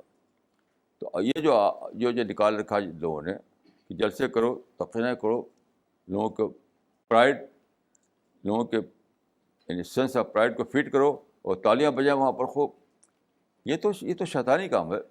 اسلام سے کیا تعلق اس کا؟ تو اس کے بعد انہوں نے چھوڑ دیا وہاں جانا. بہرحال یہ جو طریقہ ہے اس کو ڈبیٹ کہا جاتا ہے، اس کا اسلام سے کوئی تعلق نہیں ہے. یہ قومی پرائڈ، اپنے قومی پرائڈ کو اسٹیبلش کرنا ہے. یہ جو چیزیں جو یہ اپنے قومی پرائڈ کو اسٹیبلش کرنے کے لیے ہوتی ہیں. دعوت تو دیکھیے قرآن میں آیا انی لکم ناصح. پیغمبر نے کہا اپنے جو آڈینس تھا اس سے کہ میں تمہارا خیرخواہ ہوں. اور یہ جو لوگ ہیں یہ اسلام کے فخر کو اسٹیبلش کرتے ہیں، مسلمانوں کے پرائڈ کو فیڈ کرتے ہیں. بلا شبہ یہ باطل ہے، اس کا اسلام سے کوئی تعلق نہیں ہے. اسلام سے تعلق اس دعوتی کام کا ہے جس میں آدمی جو ہے دوسرے کی خیرخواہی سے کام کرے اور سنجیدگی اس کے اندر ہو. یعنی صحابہ کے یہاں جو تالیاں نہیں بجتی تھیں اور یہاں تالیاں بجتی ہیں، تو یہ سادہ بات نہیں ہے. رسول اللہ کی تقریر سے لوگوں کے اندر کیا ہوتا تھا؟ ریپینٹنس آتا تھا، سوچ جاگتی تھی، اپنے اندر انٹراسپیکشن کرنے لگتے تھے وہ لوگ. یہ جو آج کل ہوتا ہے یہ تو فخر کا ماحول وہاں پیدا ہوتا ہے، یعنی ان کا فخر کو غذا ملتی ہے. یہ اسلام نہیں ہے. اگر اس طرح کی تقریروں سے لوگوں کے اندر سوچ جاگے، ریپینٹنس جاگے، انٹراسپیکشن جاگے، تو تالیاں کبھی بجیں گی نہیں، تالیوں کے لیے ہاتھ اٹھا ہی نہیں. بال میں اس کو بالکل ہی اسلام سے اس کا کوئی تعلق نہیں. مولانا تمل ناڈو سے مولانا اقبال عمری صاحب نے آپ سے پوچھا ہے کہ صلح کی حکمت کو بزدلی کا اور سازش کا نام دینا کتنی بڑی نادانی ہے، اس کی مزید وضاحت کریں. نادانی کا یہ تو کفر ہے میرے نزدیک. کیونکہ اگر آپ صلح کو بزدلی کہیں گے تو رسول اللہ کے بارے میں کیا کہیں گے؟ اگر آپ صلح کو بزدلی کا، رسول اللہ کے صلح تو تاریخ میں کسی نے بھی اس طرح یونیٹرل طور پر دوسرے کی کنڈیشن کو مان کر صلح نہیں کی تھی. نہ اس سے پہلے کوئی واقعہ ہے، نہ رسول اللہ کے بعد کا واقعہ. تو صلح کی آخری مثال ہے وہ. تو اگر آپ کہیں کہ اس طرح قسم کی صلح جو بزدلی ہے تو رسول اللہ کے بارے میں کیا کہیں گے آپ؟ ابھی ہمارے بھائی شاہد انور صاحب نے قصہ بتایا کہ ایک مجلس میں وہ تھے تو وہاں پر بات آیا کہ قرآن کا لوگوں کو، ہندو لوگوں کو ہمیں قرآن پہنچانا ہے. تو وہاں ایک مسلمان تھے، انہوں نے کہا کہ وہ تو پھاڑ پھینک دے تو کیا کریں گے آپ؟ آپ انہیں جا کر قرآن پہنچائیں گے اور پھاڑ کر کو لیڈر بن میں ڈال دیں گے، کوڑے خانے میں پھاڑ دیں گے. تو ایک صاحب تھے وہاں پر موجود، ان کا بتایا انہوں نے کہ ڈاکٹر آن دلی بھی، انہوں نے کہا کہ دیکھیے رسول اللہ نے اپنے زمانے میں ایک دعوتی مکتوب بھیجا تھا شاعران کا نام، جس کو کسرا کہا جاتا تھا. تو شاعران کے نام جب وہ جو مکتوب تھا اس میں قرآن کی آیتیں لکھی ہوئی تھیں. جب ایک صحابی لے کر گئے تھے، جب انہوں نے شاہ کو دیا جو تخت پہ بیٹھا ہوا تھا، تو اس کو غصہ آیا، اس نے پھاڑ کر پھینک دیا، اسی وقت پھاڑ کر پھینک دیا. تو ان کا کہ ہاں انہوں نے یہ کہا تھا کہ پھاڑ کر پھینک دے گا تو اس کا گناہ کس کے اوپر جائے گا. تو انہوں نے کہا کہ رسول اللہ کا خط پھاڑ کر پھینک دے گا تو اس کا گناہ کس کے اوپر جائے گا. یہ کوئی لاجک نہیں ہے، سب جھوٹی باتیں ہیں. یہ شیطان باقاعدہ ہے کہ مسلمان دعوتی کام نہ کریں. تو صلح حضر بزدلی نہیں، صلح تو حکمت ہے، وژڈم ہے. وہ صلح کے بغیر کوئی کام ہی نہیں ہو سکتا. قرآن میں ایک الصلح خیر، صلح سب سے بہتر طریقہ ہے. جو لوگ صلح کو بزدلی کہیں ان کی زبان سے شیطان بولتا ہے. مولانا اگلا سوال کراچی پاکستان سے ہے، عبد الطیف صاحب کا. انہوں نے لکھا ہے، ہم بہت سی ایسی چیزوں کو اپنی ضرورت سمجھتے رہتے ہیں جو حقیقتاً ہماری ضرورت نہیں ہوتی بلکہ آرام و سہولت کے سامان ہوتے ہیں، اور پھر ہم ان کے حصول کے لیے دن رات محنت کرتے رہتے ہیں اور اعلیٰ مقصد کے لیے وقت نہیں نکال پاتے. مولانا صاحب، آج کا انسان اگر ضرورت اور سہولت کے درمیان فرق سمجھ لے تو اس کے بہت سے مسئلے اپنے آپ حل ہو جائیں گے. برائے کرم آپ اس مسئلے پر روشنی ڈالیں. وہ تو آپ نے خود ہی اچھی طریقے سے بتا دیا ہے. یہی بات ہے، ضرورت سے زیادہ جب آپ چاہیں گے تو اس کی ایک پرائس ہوگی. وہ پرائس یہ کہ آپ کوئی بڑا کام نہیں کر سکتے، بس سہولتوں میں اور کمفرٹ میں اور لگژری پھنسے رہیں گے. جو مین آف مشن ہوتا ہے، جس کو کوئی بڑا کام کرنا ہے، وہ ہمیشہ سادگی کو پسند کرتا ہے، ضرورت پر اکتفا کرتا ہے. تمام جو انہوں نے بڑے بڑے کام کیے ہیں وہ ان کا معاملہ اسی ہے. میں ایک مرتبہ راجستھان گیا. ایک قصہ آپ کو عرض کرتا ہوں. راجستھان میں نے سنا کہ یہاں ایک شخص ہے جس نے ایک نئے انداز کا ہاسپٹل کھولا ہے ٹی بی کے پیشنٹ کے لیے. تو ان کا کہ وہاں وہ ایسا ہے کہ اگر وہاں جا کر کچھ دن رہے تبھی اچھا ہو جائے گا. تو وہ بالکل باغوں کے درمیان تھا. وہ ہر قسم کے پھلدار درخت، ہر قسم کے پھول، ہر قسم کے بہترین سبزہ زار، اس قسم کا اسپتال تھا. وہ تھا ٹی بی کے لوگوں کے لیے. تو میں نے کہا بھائی وہ کون آدمی ہے جس نے ایسا ہاسپٹل بنایا ہے کہ وہ ہاسپٹل کیا ہے، ایک بہت عمدہ قسم کا گارڈن ہے، بہت بڑا. تو میں نے کہا اس سے میں ملوں گا. تو میں گیا اس کے یہاں، اس سے ملا. تو بہت زبردست ہاسپٹل تھا وہ، ابھی بھی وہ ہاسپٹل ہے. میں نے ابھی دریافت کیا اس آدمی کے بارے میں تو معلوم ہے کہ وہ بہت بوڑھا ہو گیا وہ آدمی اب.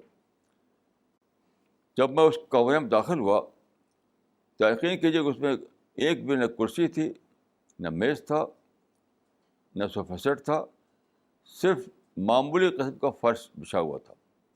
اسی پہ بیٹھا ہوا تھا وہ آدمی، معمولی قسم کا فرش، اسی پہ مجھے بیٹھنا پڑا. تو اب بہت کم بولتا تھا وہ آدمی. کپڑے اس کے جسم پہ بہت ہی سادہ کپڑے، بہت ہی سادہ. وہ ایک پوری تصویر تھا کس طرح کے بڑا کام کرنے والا جو ہوتا ہے وہ اس کی زندگی سادہ ہوتی ہے. ابھی میں نے ٹیلی فون کر کے پوچھا تھا وہ آدمی کے بارے میں، تو معلوم ہے کہ وہ بہت بوڑھے ہو گئے ہیں، اب وہ کام نہیں کر سکتے ہیں. تو یہ پوری تاریخ میں جنہوں نے کوئی بڑا کام کیا ہے ان کی زندگی ہم سادہ رہی ہے. جتنے سائنٹسٹ ہوتے ہیں آپ دیکھیے، ہر سائنٹسٹ بالکل سادہ زندگی گزارتا ہے. یہ تو بیکار لوگ ہیں جن کو کوئی کام نہیں کرنا ہے، خالی کھا کے موٹے ہونا ہے، وہ یہ سب باتیں کرتے ہیں. مولانا اگلا سوال تمل ناڈو سے ہے، مولانا اسرار عمری صاحب کا. انہوں نے لکھا ہے، مولانا عرب کے ایک عالم نے اپنی کتاب میں مسلمانوں کی ناکامی کا سبب جہاد کا نہ ہونا اور 52 مسلم کنٹریز کا فلسطین کے جہاد میں ساتھ نہ دینا بتایا ہے. اس کے بارے میں آپ کیا کہیں گے؟ یہ تو یعنی آخری حد تک بیس لیس بات ہے. یعنی میں حیران ہوں کہ جہادی تو ہو رہا ہے، بے شمار لوگ مارے گئے ہیں، بے شمار پیسہ برباد بھی کیا، آج بھی جہاد جاری ہے. یعنی جہاد تو اتنا زیادہ ہو رہا ہے کہ اوور جہاد ہوگا، اوور جہاد. اصل چیز کیا ہے، یہ لوگ جو ہیں، ان لوگوں کا معاملہ یہ ہے کہ وہ دو چیزوں فرق نہیں کر پاتے. ایک ہے لیک آف جہاد، ایک ہے لیک آف ریزلٹ آف جہاد. لیک آف جہاد، لیک آف ریزلٹ آف جہاد.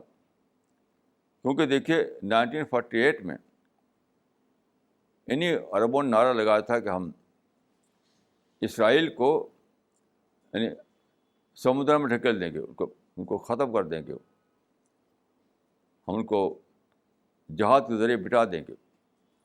اچھا، جہاد شروع 1948 سے جہاد شروع ہوا ہے. تو جس اعلان کے ساتھ کیا تھا انہوں نے کہ ہمارا جہاد جو ان کو مٹا دے گا، تو مٹا نہیں پائے. تو اب وہ انہیں سوچنا چاہیے کہ جو چیز مفقود ہے وہ جہاد نہیں ہے، جو چیز مفقود ہے وہ نتیجہ جہاد ہے. تو یہ لوگ جانتے نہیں ڈفرینس کو. دیکھیے پرنسپل آف ڈفرینسیشن جو ہے بہت ہی ریئر لوگ جان پاتے ہیں. تو یہ چونکہ یعنی رزلٹ نہیں نکل رہا ہے تو سمجھتے ہیں کہ جہاد بھی نہیں ہو رہا ہے. حالانکہ صبح شام روزانہ جہاد ہو رہا ہے، بے شمار لوگ مارے گئے، روزانہ مر جا رہے ہیں. جہاد کے لیے ان فلسطینیوں نے سرنگیں کھود دی مصر سے اور اس کے غزہ کے درمیان. یعنی جہاد کے لیے بچتا ہوں کہ پوری تاریخ میں مسلمانوں نے جتنا جہاد کیا اتنا جہاد اکیلے فلسطین کے نام پر کیا گیا 65 سالوں کے درمیان. اور ساری دنیا کے مسلمان اس کو جو دعائیں کرتے ہیں، اس کے لیے پیسے دیتے ہیں، اس کے لیے مضامین چھاپتے ہیں، اس کی کتابیں چھاپتے ہیں. یعنی سارے دنیا کے مسلمان یا تو عملاً یا فکراً اس میں انوالو ہیں وہ.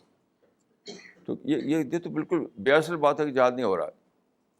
اصل بات یہ ہے کہ یہ لوگ یہ نہیں سمجھ پاتے کہ لیک آف جہاد اور لیک آف رزلٹ آف جہاد میں کیا فرق ہے. اسے ایسی کتابیں لکھتے ہیں وہ. تو نتیجہ جہاد مفقود ہے، نہ کہ جہاد. اب تو جہاد کو یعنی یہ اعلان کرنا چاہیے کہ جہاد بند کرو، کہ جہاد سے کوئی نتیجہ نہیں نکلا. یعنی یہ الٹا اعلان کر رہے ہیں کہ جہاد نہیں ہو رہا ہے. اب تو کہنا چاہیے کہ جہاد بہت کیا، ہم نے کئی جنریشن تک جہاد جاری رہا، اب بے شمار لوگ مارے گئے.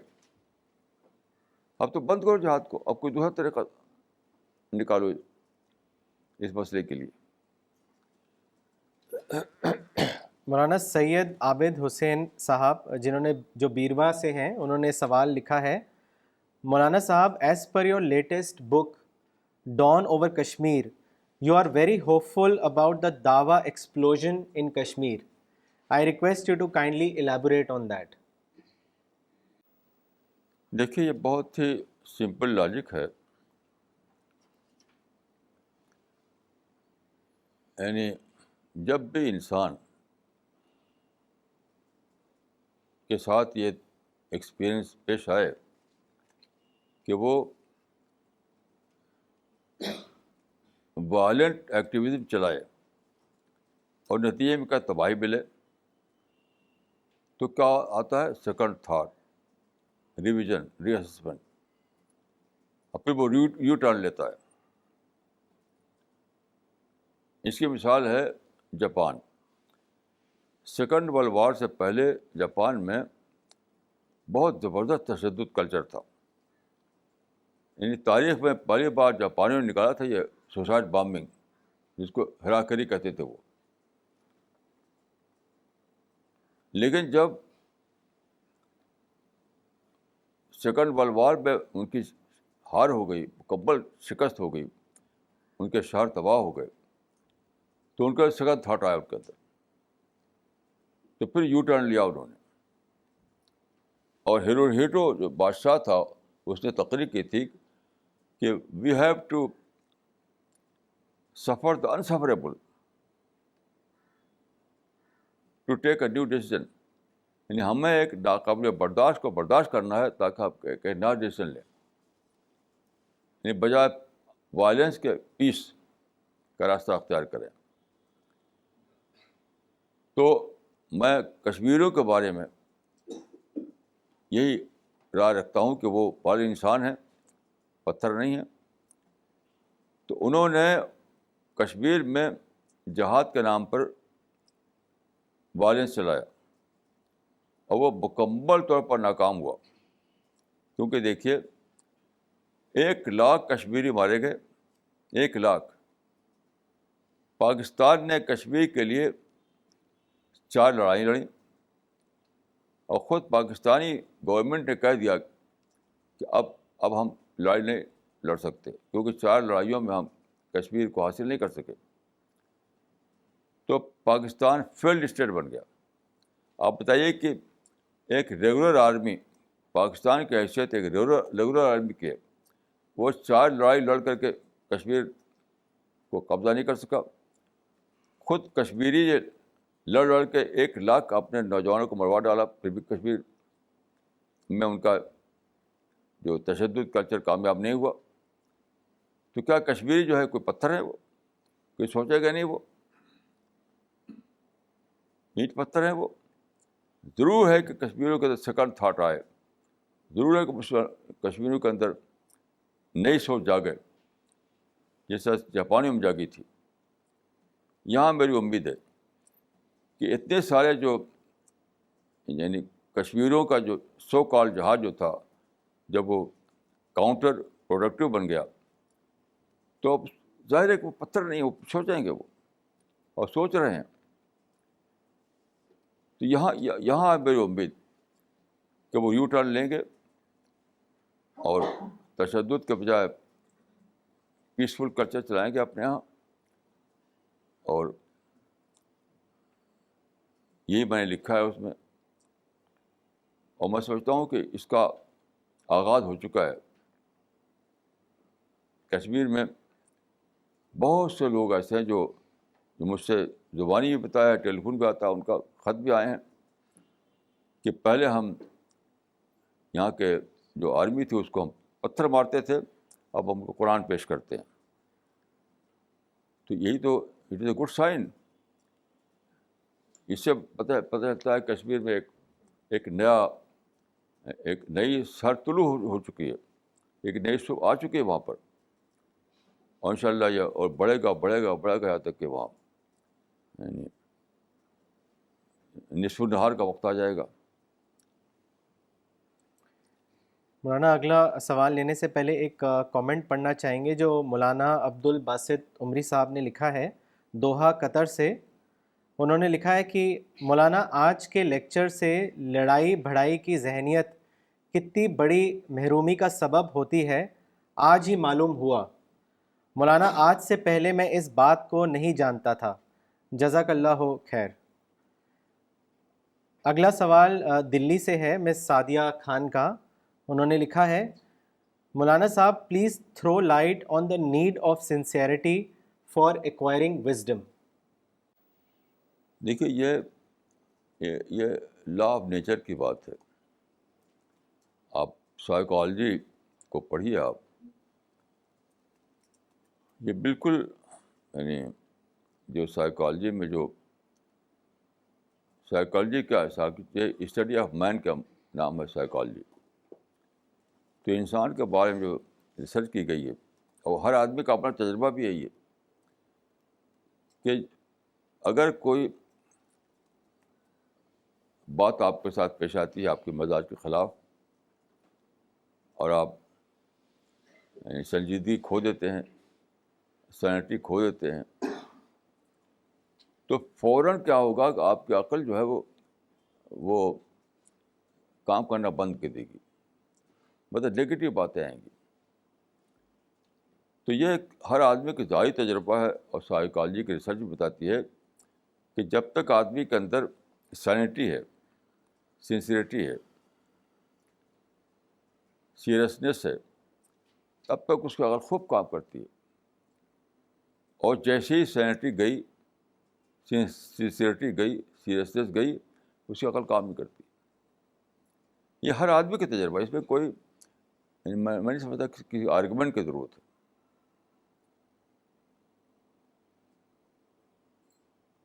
یہ تو ایک لا آف نیچر ہے, ہر آدمی کی ذاتی تجربہ ہے, اور مختلف قوموں کی مثالیں بھی اس میں ہیں. تو اس میں نہیں سمجھتا کسی آرگومنٹ کی ضرورت ہے. مولانا اگلا سوال تمل ناڈو سے ہے, مولانا فرحت احمد صاحب کا. انہوں نے لکھا ہے, میں نے ایک بڑے عالم کو کہا کہ جاپان نے نان وائلنس کا راستہ اختیار کیا تو کامیاب ہو گیا, مگر فلسطین والوں نے وائلنس کا راستہ اختیار کیا تو آج تک پریشان ہو رہے ہیں. یہ بات سن کر انہوں نے کہا کہ میں جاپان کے تعلق سے ایسا نہیں سمجھتا ہوں, بلکہ وہ امریکہ کا دم چلا ہے, اور فلسطین میں دم چھلا ہے, اور فلسطین میں سازش ہو رہی ہے, اس لیے وہاں ابھی تک سلوشن نہیں آیا ہے. اس کے بارے میں آپ کیا کہیں سب گے؟ جھوٹی باتیں ہیں. اب لوگ جھوٹی باتیں تو کچھ بولے. اپنے گھر کو آپ کہا کہ ہاتھی ہے, تو میں کیا کروں گا بتائیے. ایک آدمی آج چل رہا ہے یہاں پر, سب ہاتھیاں بیٹھی ہوئی ہیں یہاں پر, سب اونٹ بیٹھے ہوئے, تو میں کیا کروں گا. کوئی سر نہ پیر, کوئی لاجک ہے اس میں. ان باتوں کو کوئی جواب نہیں ہے, سوائے اس کی خاموشی. الٹی بات تو کچھ بھی کہیے. اس کمرے میں ایک مرتبہ ایک صاحب آئے دروازے پر, ایک سچا قصہ بتاتا ہوں آپ کو. دروازے پہ کھڑے ہوئے اور دروازے پہ دے دے کے چلے گئے. جا کے اپنے ساتھی سے کہا کہ ارے بھائی وہاں کیا تھا, وہ تو کچھ کلب لگا.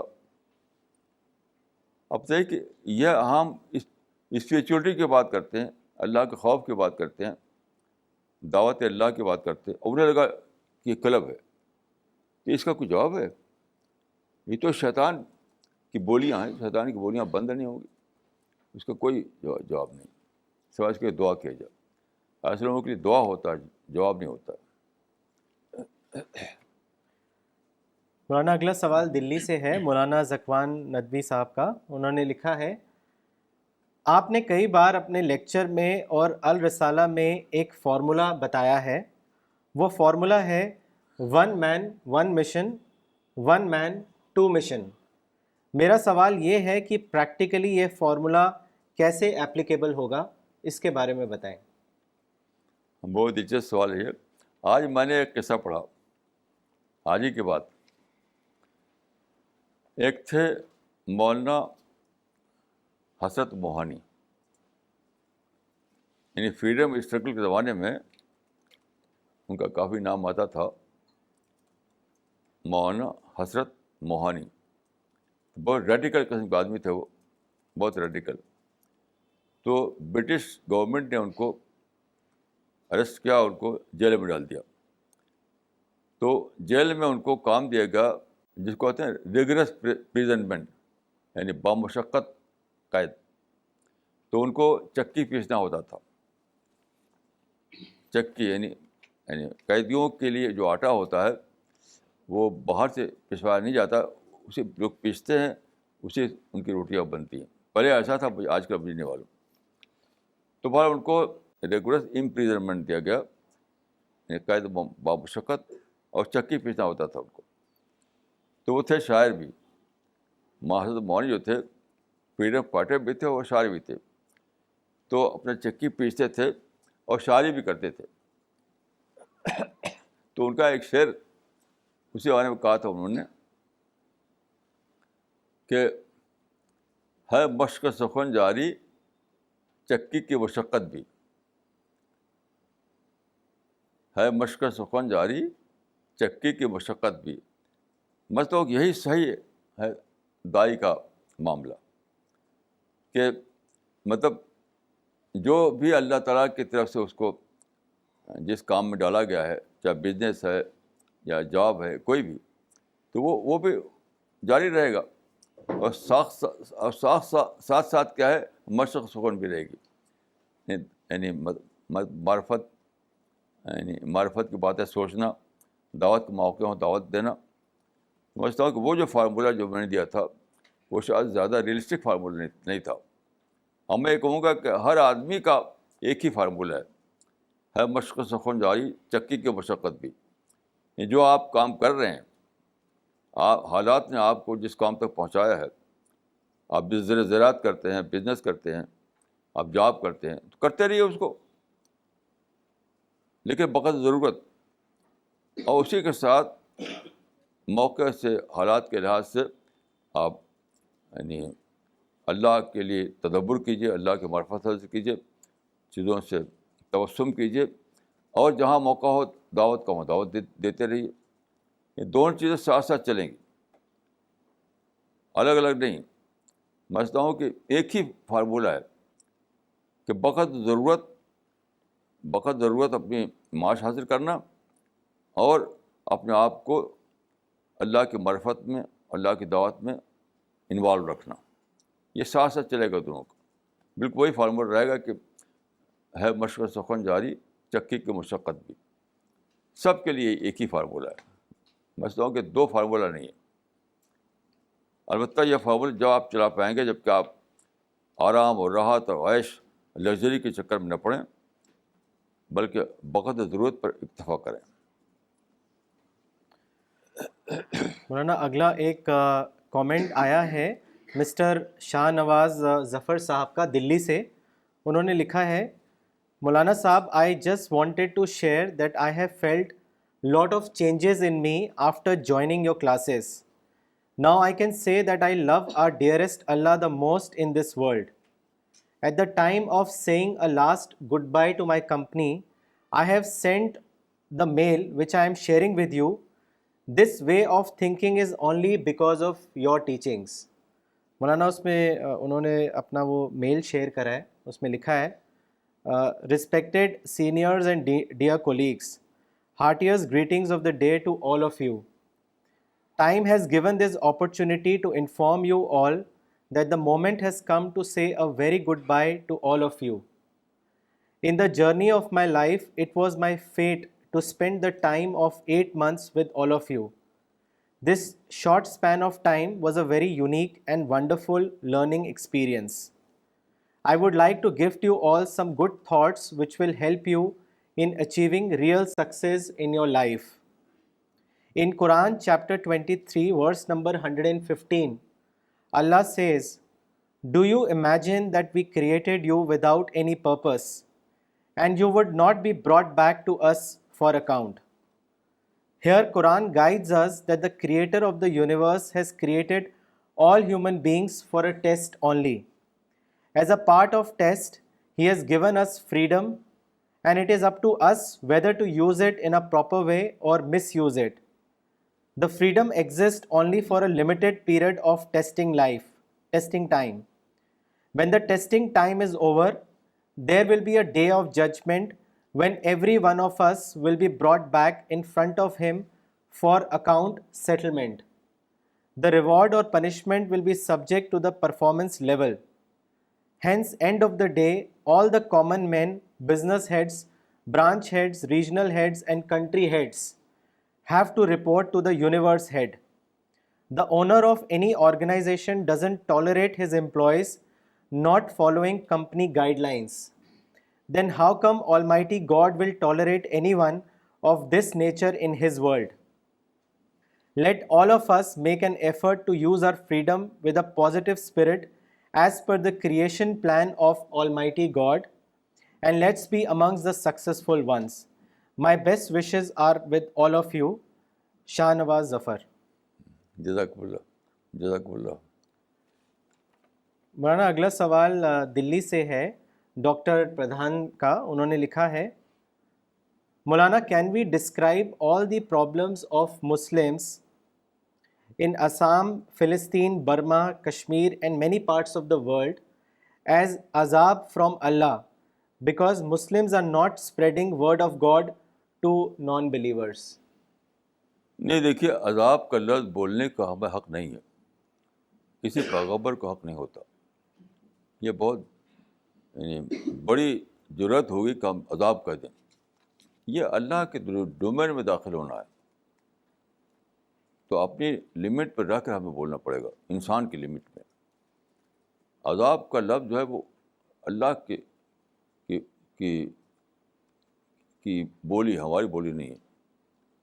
تو ہم اپنے لحاظ سے انسانی دائرے میں رہ کر ہم یہی کہیں گے جو حدیث میں ہے کہ مسلمانوں نے لڑائی جھگڑے کا کلچر چلایا تو ان کی عقل کھوئی گئی، یہی کہیں گے. باقی جو ہے وہ اللہ کا معاملہ ہے، وہ اللہ ہی کر سکتا، ہم نہیں کر سکتے. مولانا اگلا سوال دلی سے ہے مس نغمہ صدیقی کا.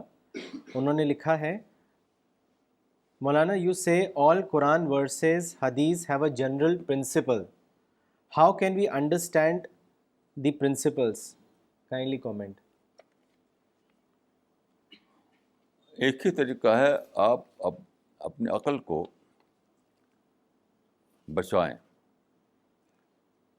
عقل کو بچانا جو ہے اصل اہمیت اس کی ہے. لیکن بچانا کیا چیز ہے؟ میں آپ کو 2 قصہ بتاتا ہوں. دلی میں ایک حکیم تھے، آج کل کے حکیم نہیں، اس زمانے کے حکیم جو بہت ہی دوسرے ڈھنگ کے لوگ ہوتے تھے. تو وہ یعنی قلم کو استعمال نہیں کرتے تھے. یعنی آج آپ جب آپ وہ لکھتے ہیں، یعنی مریض کو دیکھا آپ نے تو مریض کو دیکھنے کے بعد نسخہ لکھتے ہیں تو قلم استعمال کرتے ہیں، قلم سے لکھا آپ نے تو وہ منہ سے بولتے تھے، وہ قلم استعمال نہیں کرتے تھے. وہ کسی نے پوچھا کہ آپ سب لوگ قلم استعمال کرتے ہیں اس سے نسخہ لکھنے کے لیے، آپ استعمال نہیں کرتے، آپ بولتے ہیں، حالانکہ آپ کا ہاتھ جو ہے ٹھیک ہے، استعمال کرتے قلم آپ. تو انہوں نے جواب دیا کہ میں اپنے ہاتھ کو محفوظ رکھنے کے ایسا کرتا ہوں، کیونکہ ہاتھ سے میں نبض دیکھتا ہوں. میرے ہاتھ میں بہت زیادہ سینسٹیو ہونی چاہیے، سینسٹیوٹی. جتنی زیادہ سینسٹیوٹی ہوگی اتنی میں نبض کو پکڑ پاؤں گا. تو ہاتھ کی سینسٹیوٹی کو باقی رکھنے کے وہ قلب نہیں پکڑتے تھے وہ. اور ایک مثال میں دوں گا آپ کو کہ دیوبند کے مولانا انور شاہ کشمیری تھے، ان کو آم پسند تھا، لیکن وہ آم کیسے کھاتے تھے؟ ان کا نظریہ تھا کہ کھٹے آم سے حافظہ خراب ہوتا ہے. اپنے حافظے کو بہت بچاتے تھے وہ. تو جہاں آم کھانا ہوتا تھا تو ایک آدمی بیٹھاتے تھے وہ کہ پہلے چکھ کے بتاتا تھا کہ آم میٹھا ہے کھٹا ہے، تو کھٹا والا چھوڑ دیتے تھے، وہ صرف میٹھا والا لیتے تھے وہ، کیونکہ ان کو وہ سمجھتے ہیں کہ کھٹا آم کھاؤں گا تو میرا حافظہ خراب ہو جائے گا. تو اپنی عقل کو بچانا ہے. عقل تو اللہ نے دی ہر آدمی کو، لیکن لوگ بچا نہیں پاتے. بچانے کے معنی کیا ہیں؟ عقل میں نگیٹو تھاٹ ڈالنا، عقل میں انتقام کے جذبات ڈالنا، عقل میں یعنی انٹالرنس ڈالنا، عقل میں یہ سب باتیں ڈالنا کہ ظالم ہے، وہ سازشی ہے. یہ ساری باتیں عقل کو معاف کر دیتی ہیں. پردہ عقل میں یہ سب باتیں ڈالنا کہ ظالم ہے، وہ سازشی ہے، یہ ساری باتیں عقل کو معاف کر دیتی ہیں، پردہ ڈال دیتی ہیں. تو اگر آپ اپنی عقل کو بچا سکیں تو اس کے بعد اس کا رزلٹ یقینی طور پر ملتا ہے، ناممکن رزلٹ نہ ملے. تو سارا جو ہمیں دھیان دینا ہے، توجہ عقل کے اس خدا کی دی ہوئی عقل کو محفوظ رکھنا. بس محفوظ رکھنے کی کوشش کیجیے، باقی عقل تو اپنا کام خود کرے گی، اپنا کام خود کرے گی.